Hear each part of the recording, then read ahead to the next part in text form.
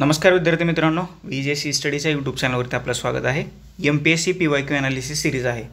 2011 पासून 2025 पर्यंतच्या पॉलिटीच्या प्रश्नांचं विश्लेषण आपण याच्यात पाहतोय.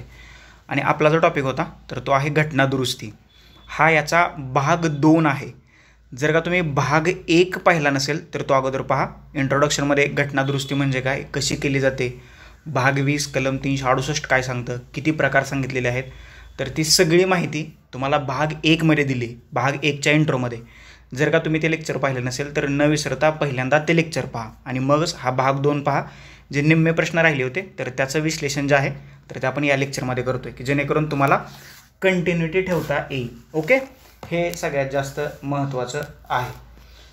आता भाग 2 मध्ये जे राहिलेले प्रश्न आहेत तर ते प्रश्न पाहण्याच्या अगोदर ह्या घटना दुरुस्ती पद्धतीवरती काही टीका करण्यात येतात, त्याच्याबद्दल आपण थोडीशी चर्चा करूया. बघा, काही टीका केल्या जात असल्या तरी घटना दुरुस्ती पद्धतीमध्ये काही उणिवा असल्या तरी बदलत्या गरजा आणि परिस्थितीला सामोरं जाण्याच्या प्रक्रियेत त्या सहाय्यभूत ठरल्या आहेत. सत्ताधारी पक्षाला आपल्या इच्छाप्रमाणे बदल करता यावेत इतकी ही पद्धत लवचिक स्वरूपाची नाही. शिवाय बदलत्या परिस्थितीमध्ये बदल करता येणार नाहीत इतकी ती टाटर स्वरूपाची नाही. KC वियर हे भारतीय राज्यघटनेचे अभ्यासक आहेत. यांच्या मते घटना दुरुस्तीची पद्धत म्हणजे लवचिकता आणि ताटरपणा यांचं संतुलन साधण्याचा प्रयत्न करण्यात आलेला आहे. बऱ्याच याच्या अशा तरतुदी आहेत की वेगवेगळ्या प्रकारे याच्यावरती टीका टिप्पणीसुद्धा केलेल्या असतात. परंतु तरीसुद्धा मी मगाशी सांगितल्याप्रमाणे सुरुवातीला कुठल्याही देशाची राज्यघटना जी आहे तर ही अपरिवर्तनीय असू शकत नाही. बदलत्या काळानुसार राजकीय व्यवस्थेच्या नव्या गरजा ओळखून राज्यघटनेत बदल करणं महत्त्वाचं ठरतं आणि त्यामुळे लोकांच्या बदलत्या अशा आकांक्षांना रास्त महत्त्व देऊन त्यास सामावून घेता येतं. म्हणूनच बदलत्या परिस्थितीनुसार घटना दुरुस्ती आपल्याला अटळ ठरल्याचं दिसतंय. आणि घटना दुरुस्तीची पद्धत जी आहे तर भारताच्या राज्यघटनेतल्या भाग 20 मध्ये कलम 368 अंतर्गत देण्यात आलेली आहे. भारताच्या राज्यघटनेचे अभ्यासक आहेत माधव खोसला. यांच्या मते घटना दुरुस्तीबाबत भारतीय घटनाकारांनी स्वीकारलेल्या पद्धती हा मध्यममार्गी दृष्टिकोन अधोरेखित करतो. कारण अमेरिकेमध्ये घटना दुरुस्तीची पद्धत फार स्टार्टर किंवा कठोर आहे, तर ब्रिटनमध्ये संसद साध्या बहुमताने घटना दुरुस्ती करू शकते. भारतानं मात्र घटना दुरुस्ती करताना ताठर आणि लवचिक हे दोन्ही स्वरूपाची मध्यम मार्ग पकडल्याचं आपल्याला दिसते. तर त्या अनुषंगानं हे इंट्रोडक्शन होतं. आता आपण जे राहिलेले जे प्रश्न आहेत तर त्याचा आपण 1 बाय 1 विश्लेषण करण्याचा प्रयत्न करायचा आहे की जेणेकरून त्याच्या अगोदर एक लेक्चर होतं भारतीय राज्यव्यवस्था बाय वैभव शिवडे. ही जर का तुम्ही आपल्या यूट्यूब चॅनलच्या प्लेलिस्ट सेक्शनमध्ये गेला, एक सिरीज आहे लेक्चरची, त्याच्यामध्ये मी घटना दुरुस्तीबद्दल माहिती दिलेली आहे. जर का तुम्ही ते लेक्चर पाहिलं नसेल तर न विसरता पहा. तुम्हाला एकदा ते स्क्रीनवरती लेक्चर दाखवतो म्हणजे तुमच्या लक्षात येईल. हे पहा, ही भारतीय संविधानाची जी आहे तर ही या ठिकाणी सिरीज आहे Indian polity by Vaibhav Shivade. ही 17 लेक्चर्स आहेत याच्यामध्ये आणि ही ऑनगोईंग आहे. याच्यामध्ये आपण लेक्चर जे आहेत तर ते ॲड करत राहतोय. ओके, त्याच्यामुळे ही सिरीज पहा. याच्यामधलं 5वं लेक्चर जे आहे तर ते घटना दुरुस्तीबद्दलची माहिती देणारं लेक्चर आहे. जर का तुम्ही पाहिलं असेल तर वेल गुड, नसेल पाहिलं तर प्लेलिस्ट सेक्शनमध्ये जावा VJC स्टडीच्या यूट्यूब चॅनलच्या आणि तिथं ही जी लेक्चर सिरीज आहे त्याच्यावरती टॅप करा आणि म्हणजे 5वं लेक्चर आहे घटना दुरुस्तीचं तर ते पाहून घ्या. म्हणजे घटना दुरुस्तीची सगळी माहिती तुम्हाला या लेक्चरमध्ये दिलेली आहे. इतरत्र तुम्हाला कुठेही जाण्याची गरज नाही. आणि आत्ता आपण पाहूया याच्यावरती आधारित आलेले प्रश्न. फक्त हे लेक्चर न विसरता तुम्ही पाहून घ्यायचं आहे. चला सुरुवात करूया. आजचा पहिला प्रश्न तुमच्या स्क्रीनवरती आला आहे. घटना दुरुस्त्या आणि तपशिलेच्या तुम्हाला जोड्या लावायच्या आहेत. 10वी घटना दुरुस्ती कशाशी संबंधित आहे? दादरा व नगर हवेली केंद्रशासित प्रदेश म्हणून समावेश म्हणजे ला 3. त्याच्यानंतर 21वी घटना दुरुस्ती सिंधी भाषेचा कार्यालयीन भाषा म्हणून समावेश म्हणजे ला 4. 52वी घटना दुरुस्ती पक्षांतर बंदी 1985 तुम्हाला माहीत आहे. 101वी घटना दुरुस्ती ही जी लेटेस्ट आहे GSTशी संबंधित तर ला 1. अशा रीतीनं ला 3, ला 4, ला 2 आणि ला 1 याचं जे उत्तर आहे तर ते उत्तर आहे किती नंबरचं बघा, पर्याय क्रमांक 4. आलं लक्षात? समजलं? पुढचा प्रश्न. भारताच्या राष्ट्रपतीची निवडणूक पद्धत राज्यघटनेत दुरुस्तीद्वारे बदलता येऊ शकते. त्यासाठी घटना दुरुस्ती -- मंजूर होणं आवश्यक आहे. आता सगळ्यात महत्त्वाची गोष्ट म्हणजे भारताचे जे राष्ट्रपती आहेत जर का त्यांची जी निवडणुकीची पद्धत आहे त्याच्यामध्ये जर का तुम्हाला बदल करायचा असेल तर संसदेचं विशेष बहुमत प्लस निम्म्या राज्यांची मान्यता लागते. म्हणजे कलम 54 आणि 55 जर का बदल करायचा असेल तर संसदेचं विशेष बहुमत प्लस निम्म्यापेक्षा जास्त राज्यांची मान्यता लागते. आणि ही घटना दुरुस्ती कोण करू शकतं तर लोकसभा आणि राज्यसभा दोन्हींच्याही 2/3 बहुमतानं किमान निम्म्या घटक राज्यांची मान्यता. म्हणजे पर्याय क्रमांक 3 जे आहे तर ते आपलं उत्तर आहे. फक्त लोकसभा किंवा फक्त राज्यसभा अशी घटना दुरुस्ती या ठिकाणी करू शकत नाही. हे लक्षात ठेवा, हे जास्त महत्त्वाचं आहे. पुढचा प्रश्न, खालील विधानं विचार करा. तुम्हाला 2 विधानं दिलेत, कारण आणि परिणाम, त्याच्यातलं बरोबर शोधायचं आहे. राज्यघटना हा देशाचा सर्वोच्च कायदा आहे. Absolutely correct. जर घटना दुरुस्ती प्रक्रिया ताठर असेल तरच राज्यघटनेने केलेलं सत्ता विभाजन आणि राज्यघटनेचं सर्वश्रेष्ठत्व राखलं जाईल. काय करायचं ह्याचं उत्तर आहे पर्याय क्रमांक 1. ए आणि आर दोन्ही बरोबर आहेत. तर विधान आर हे एचं योग्य स्पष्टीकरण आहे. देशाचा सर्वोच्च कायदा कोण आहे? घटना आहे. आणि घटनेत जे नमूद केले त्याच्यानुसार कायदेमंडळ, कार्यकारी आणि न्यायमंडळ आपली भूमिका पार पाडत असतं. किंवा ही जी शासनाची 3 महत्त्वाची अंग आहेत, कायदेमंडळ, कार्यकारी मंडळ आणि न्यायमंडळ, यांना जी सत्ता किंवा अधिकार जे मिळतात तर ते कुठून मिळतात? भारताच्या राज्यघटनेकडून. त्याच्यामुळं राज्यघटना हा देशाचा सर्वोच्च कायदा मानलं जातं. That's it. पुढचा प्रश्न, कोणत्या वर्षी कोणत्या घटना दुरुस्तीनं भारतात मतदारांची वयोमर्यादा 21 वरून 18 वर्ष करण्यात आली? सगळ्यांनाच माहीत आहे 1989ची 61वी घटना दुरुस्ती. याच्यामुळं काय केलं? मतदारांची संख्या वाढली आणि जो निवडणूक आयोग होता तर तो 1 सदस्याचा 3 सदस्य करण्यात आलेला आहे. 21 वरून 18 हे कमी केलं मतदानाचं वय. त्याच्यामुळे मतदारांची संख्या जी आहे तर ती भारतात आपल्याला वाढल्याची दिसते. 24वी घटना दुरुस्ती की जी 1971 साली करण्यात आली होती आणि घटना दुरुस्ती विधेयकाला मान्यता देणं हे राष्ट्रपतींवरती बंधनकारक करण्यात आलं होतं. तर 1971च्या 24व्या घटना दुरुस्तीबद्दल हा प्रश्न आहे. काय करायचं आपल्याला? बरोबर किंवा चुकीचं असणारं विधान आपल्याला शोधायचं आहे. या घटना दुरुस्तीनुसार काय करण्यात आलं ते शोधायचं आहे. मूलभूत हक्कांसह राज्यघटनेतील कोणत्याही भागांमध्ये दुरुस्ती करण्याचा संसदेच्या अधिकाराचा पुनरुच्चार करण्यात आला? Absolutely correct. घटना दुरुस्ती विधेयकाला राष्ट्रपतींवरती बंधनकारक करण्यात आलं मान्यता देणं? Absolutely correct. 31 भरपाईऐवजी रक्कम हे नाही वापरण्यात आलं.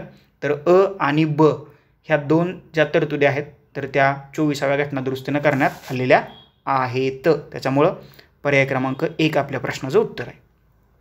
पुढचा प्रश्न, कोणत्या घटना दुरुस्तीद्वारे राष्ट्रीय अनुसूचित जाती आणि अनुसूचित जमाती या आयोगाचे 2 आयोगांमध्ये विभाजन करण्यात आलं? 2003ची 89वी घटना दुरुस्ती. हे लक्षात ठेवा. 2003ची कितवी? 89 या घटना दुरुस्तीद्वारे हे विभाजन करण्यात आल्याचं आपल्याला दिसतंय. काय कोणतं विभाजन? अनुसूचित जातींसाठी राष्ट्रीय आयोग 338 आणि अनुसूचित जमातींसाठी राष्ट्रीय आयोग 338A आणि ह्याचे अध्यक्ष, उपाध्यक्ष आणि सदस्य यांच्या नियुक्तीचे अधिकार कोणाला देण्यात आले? भारताच्या राष्ट्रपतींना. समजलं? आलं लक्षात? पुढचा प्रश्न, भारतीय राज्यघटनेची 99वी घटना दुरुस्ती 2014 या डॅश डॅश बाबीशी संबंधित आहे. कशाशी संबंधित आहे? सर्वोच्च न्यायालय आणि उच्च न्यायालयातील न्यायाधीशांच्या नेमणुका. 99वी घटना दुरुस्ती जी आहे 2014 साली करण्यात आलेली होती. तर या घटना दुरुस्तीचं महत्त्व जर का तुम्ही पाहिलं तर कॉलेजियम पद्धत जी होती, राज्यघटनेतले कलम 127, 28, 217, 222, 224A आणि 231 दुरुस्ती करून नवीन कलम क्रमांक 124A, 124B आणि 124C यांचा समावेश करण्यात आलेला आहे. म्हणजेच काय, 99वी घटना दुरुस्ती जी होती तर ती उच्च न्यायालय आणि सर्वोच्च न्यायालय याच्याबद्दलची घटना दुरुस्ती असल्याचं आपल्याला दिसतंय. न्यायाधीशांच्या नेमणुकीच्या संबंधीची. पर्याय क्रमांक 4 जे आहे तर या प्रश्नाचं उत्तर या ठिकाणी आहे. पुढचा प्रश्न, खालीलपैकी कुठल्या बाबींसंदर्भात घटना दुरुस्ती करायची असल्यास निम्म्यापेक्षा जास्त घटक राज्यांच्या विधिमंडळाची मान्यता आवश्यक असते? असं त्यांनी विचारलेलं आहे. 7 प्रकारे जर का घटना दुरुस्ती करायची असेल त्याच्यातलं पहिली गोष्ट आहे राष्ट्रपतीची निवडणूक आणि त्याविषयीची पद्धती, केंद्र आणि राज्याच्या कार्यकारी अधिकारांचा विस्तार, सर्वोच्च आणि उच्च न्यायालय, केंद्र आणि राज्यामध्ये कायदेविषयक अधिकारांचं वाटप, 7व्या अनुसूचीतील कोणताही विषय, संसदेमध्ये घटक राज्यांचं प्रतिनिधित्व, संसदेचा घटना दुरुस्तीचा अधिकार आणि त्याविषयक कार्यपद्धती. जर का या 7 प्रकारात जर का बदल करायचा असेल राज्यघटनेत तर संसदेची विशेष बहुमत दोन्ही सभागृहांचं आणि निम्म्यापेक्षा जास्त राज्यांची मान्यता लागते. तर ह्याच्यातले अ, ब आणि क जे घटक आहेत, अ, ब आणि क, पर्याय क्रमांक 3 आपल्या प्रश्नाचं उत्तर आहे. या 3 घटकांमध्ये दुरुस्ती करताना संसदेचं विशेष बहुमत प्लस निम्म्या राज्यांची मान्यता आवश्यक असते. ओके, चलो आगे बढ़ो. राज्यघटनेच्या कोणत्या घटनादुरुस्तीने संसदेला प्रशासनिक न्यायाधिकरण स्थापन करण्याचा अधिकार प्राप्त झालेला आहे? ॲडमिनिस्ट्रेटिव्ह ट्रिब्युनल स्थापन करण्याचा अधिकार. कुठली घटनादुरुस्ती आहे? 1976ची 42वी घटनादुरुस्ती. कलम 323A प्रशासकीय ट्रिब्युनल आणि कलम 323B इतर लवाद. ओके, 323A नुसार प्रशासकीय लवाद स्थापन केले जातात आणि 323B नुसार इतर लवाद स्थापन केले जातात. ही एक्स्ट्राची माहिती नोट डाऊन करून ठेवा. 323 कलम. पुढचा प्रश्न. राष्ट्रीय न्यायिक नियुक्ती आयोग सर्वोच्च न्यायालयाने अवैध ठरवल्यामुळे कोणती घटनादुरुस्ती घटनाबाह्य झालेली आहे? मागाशीच याच्यावरती आपण विचार केलेला होता 99व्या घटनादुरुस्तीशी संबंधित, की जी 2004 साली करण्यात आलेली होती आणि हा आयोग रद्दबातल ठरल्यामुळं ही जी 99वी घटनादुरुस्ती जी आहे तर ती रद्दबातल ठरल्याचं आपल्याला या ठिकाणी दिसून येत आहे. That's it. पुढचा प्रश्न. वस्तू आणि सेवा कर 151वी घटनादुरुस्ती. खालील विधानं विचारात घ्या. काय म्हणते बघा, ते 22वा घटनादुरुस्ती विधेयक होतं. 122वी घटनादुरुस्ती विधेयक होतं, तर हे बरोबर आहे.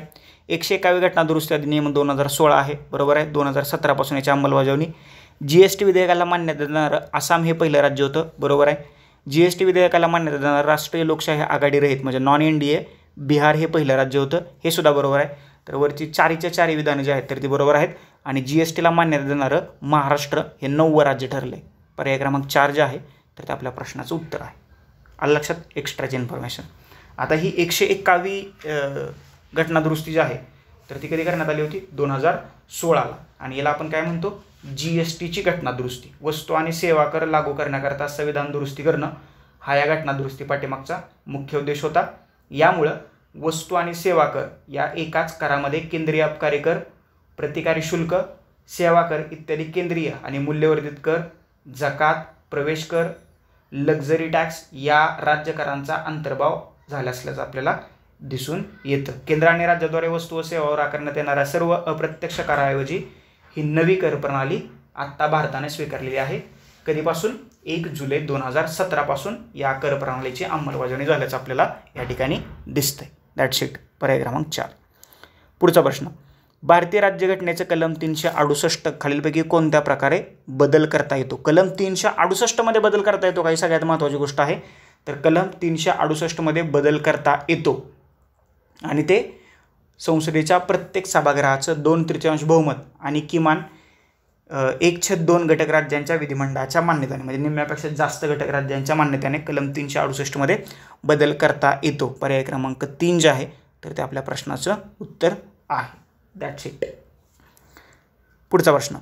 भारतीय राज्यघटनेतील खालीलपैकी कोणत्या तरतुदी साध्या बहुमताने दुरुस्त करता येतात? साधं बहुमत त्यांनी विचारले. ओके, तर आपल्याला बरोबर विधाने निवडायचं आहे. बघा, मतदारसंघाची पुनर्रचना, नागरिकत्व प्राप्ती आणि समाप्ती आणि 5वं परिशिष्ट. तर याच्यामध्ये बदल जे आहे तर ते संसदेच्या साध्या बहुमतानं करता येतं. हे लक्षात ठेवा, संसदेचं साधं बहुमत. 5वं परिशिष्ट काय सांगते? अनुसूचित क्षेत्र आणि अनुसूचित जमातीचं प्रशासन आणि नियंत्रण ही 5व्या परिशिष्टातली माहिती आहे. आणि 5व्या परिशिष्टात जर का दुरुस्ती करायची असेल तर ती तुम्हाला साध्या बहुमतानं करता येऊ शकते. साधं बहुमत म्हणजे काय? राज्यघटनेतील बहुतांश तरतुदी याने दुरुस्त करता येतात. बघा, या तरतुदीचा उल्लेख जो आहे तर तो 368 मध्ये करण्यात आलेला नाही. That's it. पुढचा प्रश्न.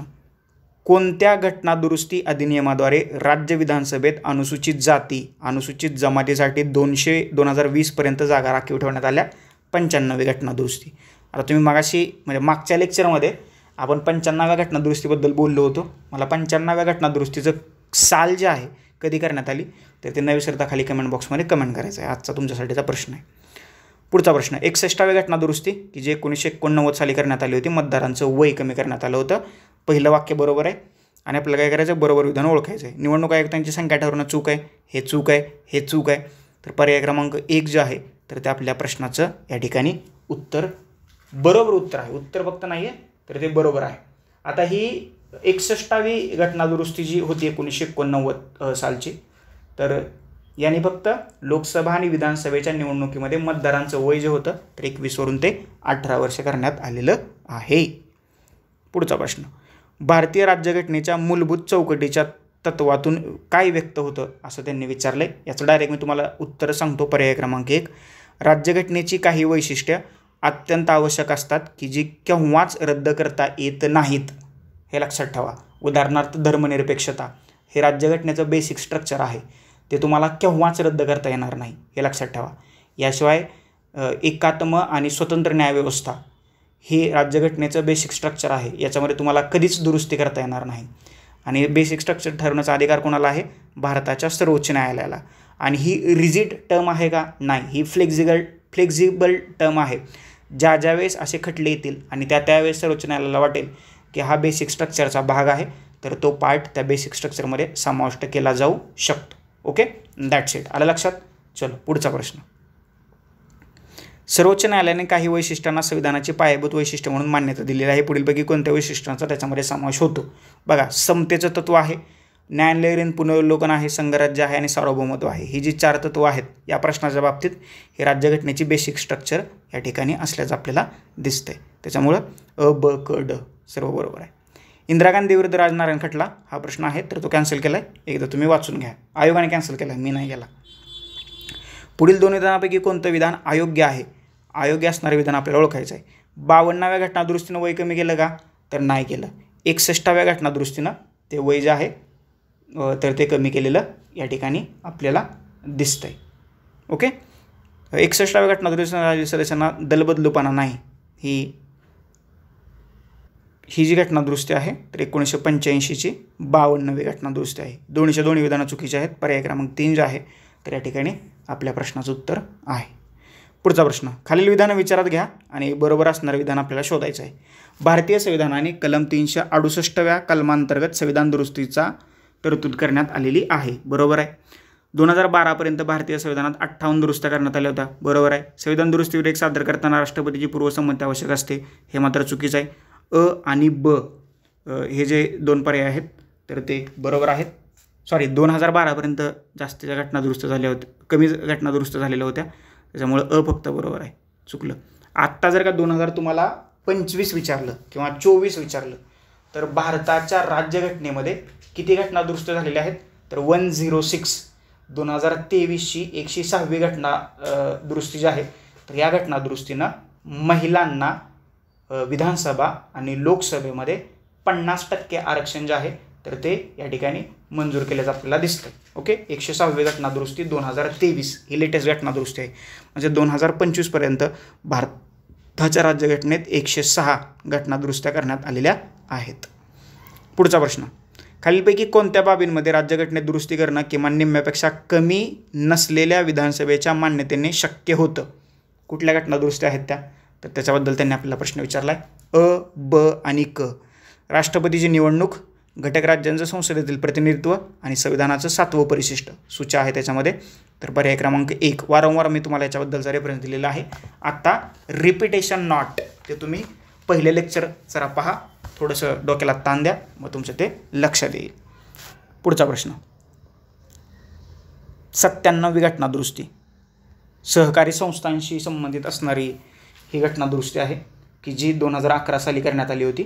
या घटना दुरुस्तीद्वारे राज्यघटनेच्या 3ऱ्या भागातील कलम 19(1)(c) मध्ये संघ या शब्दानंतर सहकारी संस्था हा शब्द जो आहे तर तो समाविष्ट करण्यात आला होता 2011च्या 97व्या घटना दुरुस्तीनुसार. आणि सहकारी संस्था स्थापन करणं हा तुमचा फंडामेंटल राईट्स करण्यात आलेला होता. That's it. पुढील 2 विधानापैकी योग्य असणारं विधान शोधायचं आहे. बघा, 61वी घटना दुरुस्ती 21 वरून 18 गेलं. बरोबर. 73व्या घटना दुरुस्ती महिलांना 30% आरक्षण तर ते देण्यात आलेलं आहे का? तर नाही. ब चुकीचं आहे. पर्याय क्रमांक अयोग्य आहे. That's it. पुढचा प्रश्न, पुढीलपैकी कोणत्या घटना दुरुस्तीद्वारे सर्वोच्च आणि उच्च न्यायालय त्यांच्या न्यायिक पुनर्वलोकनाच्या अधिकारावरती मर्यादा घातली गेली? तर हा जो प्रश्न आहे तर हा सुद्धा प्रश्न आयोगाने कॅन्सल केलेला आहे. That's it. आता तुम्ही काम करा, याच्याबद्दल ऑलरेडी आपण मागे डिस्कस केलं आहे, या लेक्चरमध्ये डिस्कस केलं आहे. तर या प्रश्नाचं उत्तर तुम्ही मला न विसरता खाली कमेंट बॉक्समध्ये कमेंट करा. ती घटना दुरुस्ती कोणती? जो पहिल्यांदा उत्तर देईल तर त्याची कमेंट कायमस्वरूपी पिन करून ठेवली जाईल या लेक्चरसाठी. That's it. चला सुरू व्हा. पुढचा प्रश्न, कोणत्या घटना दुरुस्तीद्वारे शिक्षणाचा अधिकार मूलभूत अधिकारांमध्ये समाविष्ट करण्यात आला? 2002ची 86वी घटना दुरुस्ती, पर्याय क्रमांक 3. That's it. पुढचा प्रश्न, कलम 21A नव्याने ॲड करण्यात आलं. 6 ते 14 वर्ष वयोगटातील मुलांना मोफत आणि सक्तीचं शिक्षण देणं हा त्यांचा मूलभूत हक्क असेल आणि कर्तव्य काय आहे, त्यांच्या पालकांनी किंवा आईवडिलांनी हे त्यांना शिक्षण मिळवून देणं. That's it. 86वी घटना दुरुस्ती 2002. पुढचा प्रश्न, खालीलपैकी कोणत्या खटल्याचा परिणाम म्हणून संसदेने 24वी घटना दुरुस्ती कायदा संमत केला? तर तो खटला कुठला आहे? गोलकनाथ खटला. आणि 24वी घटना दुरुस्ती 1971. या घटना दुरुस्तीनुसार राष्ट्रपतींना घटना दुरुस्ती विधेयकाला मान्यता देणं बंधनकारक करण्यात आलेलं आहे. ओके. पुढचा प्रश्न, भारतातील घटना दुरुस्ती प्रक्रियेविषयी कोणतं विधान अयोग्य आहे? अयोग्य असणारं विधान आपल्याला ओळखायचं आहे. डायरेक्ट तुम्हाला अयोग्य विधान सांगतो. पर्याय क्रमांक 3, घटना दुरुस्ती विधेयक सादर करण्यापूर्वी राष्ट्रपतींची पूर्वसंमती आवश्यक असते, तर ती गरजेची नसते. बाकीचे विधान 1, 2 आणि 4 ही विधानं आहेत तर ती बरोबर आहेत. तिसरं विधान जे आहे तर ते चुकीचं आहे आणि तेच आपल्या प्रश्नाचं उत्तर आहे, कारण चुकीचं विधान आपल्याला शोधायचं होतं. पुढचा प्रश्न, सर्वोच्च न्यायालयाने काही वैशिष्ट्यांना संविधानाची बेसिक वैशिष्ट्य किंवा पायाभूत वैशिष्ट्य, बेसिक स्ट्रक्चर म्हटलंय.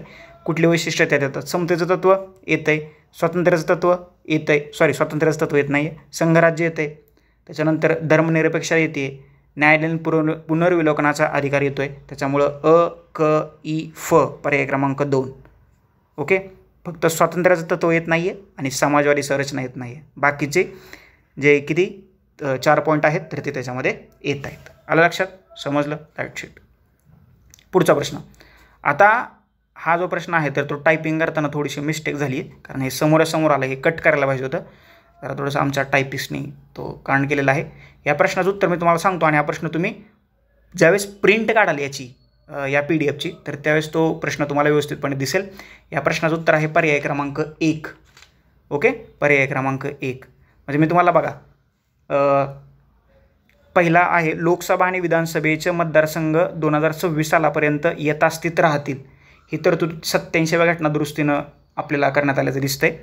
अनुसूचित जातींसाठी व अनुसूचित जमातीसाठी स्वतंत्र राष्ट्रीय आयोग जे आहे ही तरतूद 89व्या घटना दुरुस्तीनं करण्यात आली आहे. याच्यानंतर केंद्रीय मंत्रिमंडळात मंत्र्यांची संख्या पंतप्रधानासहित व राज्य मंत्रिमंडळातील मंत्र्यांची संख्या मुख्यमंत्र्यांसहित अनुक्रमे लोकसभेच्या सदस्य संख्येच्या आणि विधानसभेच्या सदस्य संख्येच्या 15% अधिक असणार नाही. ही जी तरतूद आहे तर ती 91व्या घटना दुरुस्तीने करण्यात आली आहे.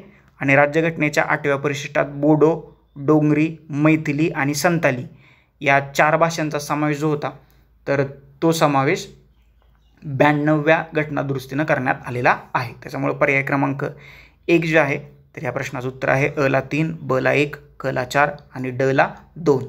Sorry for inconvenience. प्रिंट काढून तुम्ही हे जरा चांगलं थोडंसं करून घ्या. सॉरी एवढे चूक बोल माफ. पुढचा प्रश्न, भारतीय राज्यघटनेतील 120वं घटना दुरुस्ती विधेयक जे आहे तर ते कशाशी संबंधित आहे? आता याच्याशी संबंधित एक घटना दुरुस्ती आहे. कुठली म्हणजे काय म्हणू आपण त्याला, हे जे विधान आहे तर याच्याशी संबंधित एक घटना दुरुस्ती आहे. 120वं घटना दुरुस्ती विधेयक, 99वी घटना दुरुस्ती 2014 आणि ही न्यायालयीन नियुक्तीशी संबंधित असणारी घटना दुरुस्ती आहे.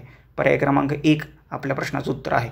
बघा कनेक्शन लागलं ना लगेच असंच कनेक्शन परीक्षेमध्ये लावा आणि प्रश्नाची उत्तरं सोडवा. बरोबर येत आहेत प्रश्नाची उत्तर हे लक्षात ठेवा. पुढचा प्रश्न, पुढील 2 पैकी कोणतं विधान योग्य आहे? योग्य असणारं विधान तुम्हाला शोधायचं आहे. 61वी घटना दुरुस्ती 21 वरून 18 वय बरोबर आहे. 73वी घटना दुरुस्ती प्रश्न ॲज इट इज रिपीट झाला आहे हे लक्षात ठेवा. तर हे विधान चुकीचं आहे, फक्त अ बरोबर आहे. अगोदर आला होता, नंतर 2014ला हा प्रश्न आल्याचं दिसते. 2015ला आला होता आणि 2014ला आणि दोन्ही मुख्य परीक्षेलाच प्रश्न आलेले आहेत. प्रश्न रिपीट होत आहेत, फक्त विश्लेषण केलं पाहिजे. पुढचा प्रश्न काय करायचं आहे? 2 विधान आहेत, कारण आणि परिणाम. भारतीय राज्यघटनेच्या 368व्या कलमानुसार घटना दुरुस्ती प्रक्रिया नमूद केली आहे बरोबर आहे. राज्यघटनेत घटना दुरुस्तीच्या विविध पद्धती सांगितलेल्या आहेत हे सुद्धा बरोबर आहे. त्याच्यामुळं पर्याय क्रमांक 2 ए आणि आर बरोबर आहेत, परंतु हे त्याचं स्पष्टीकरण नाही आहे. कलम 368 मध्ये 2 प्रकारे घटना दुरुस्ती करता येतात सांगितले. संसदेचं विशेष बहुमत पहिला प्रकार आणि दुसरा संसदेचं विशेष बहुमत प्लस निम्म्यापेक्षा जास्त राज्यांची मान्यता. आणि साध्या बहुमतानं घटना दुरुस्ती जी आहे तर ती कलम 368 मध्ये सांगितलेली नाही. समजलं असेल. पुढचा प्रश्न, भारतीय संविधानाची पहिली घटनादुरुस्ती की जी 1951 साली करण्यात आली, नॉट 50, याच्यानुसार काय करण्यात आलं ते तुम्हाला सांगायचं आहे. तर अ आणि ब हे लक्षात ठेवा. पहिली घटनादुरुस्ती मी एक्सप्लेन केलेलं होतं. 1951 साली जे आहे तर भारताच्या राज्यघटनेतली पहिली घटनादुरुस्ती करण्यात आलेली आहे. त्याच्यामध्ये त्यांनी भाषण आणि अभिव्यक्ती स्वातंत्र्यावर निर्बंध घातले. ह्या मर्यादा वाजवी असतील म्हणून न्यायप्रविष्ट असतील असं सुद्धा त्यांनी नमूद केलेलं आहे.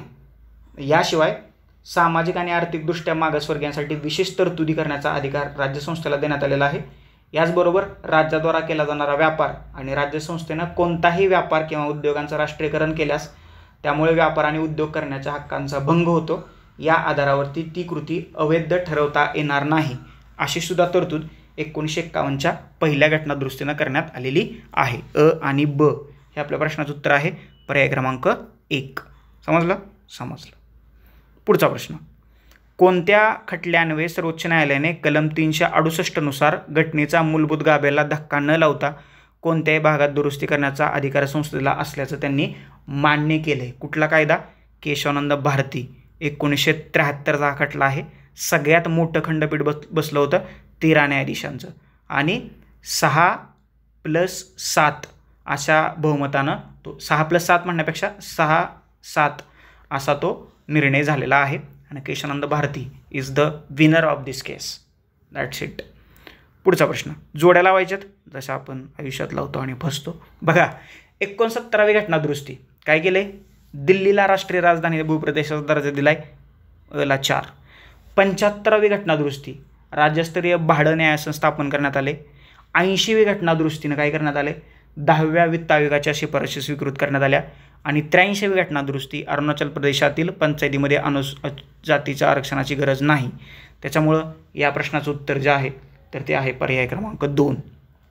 अ ला 4, ब ला 1, क ला 3 आणि ड ला 2. पर्याय क्रमांक 2. That's it. पुढचा प्रश्न, घटना दुरुस्ती प्रक्रियेत खालीलपैकी कोणाचा सहभाग असतो?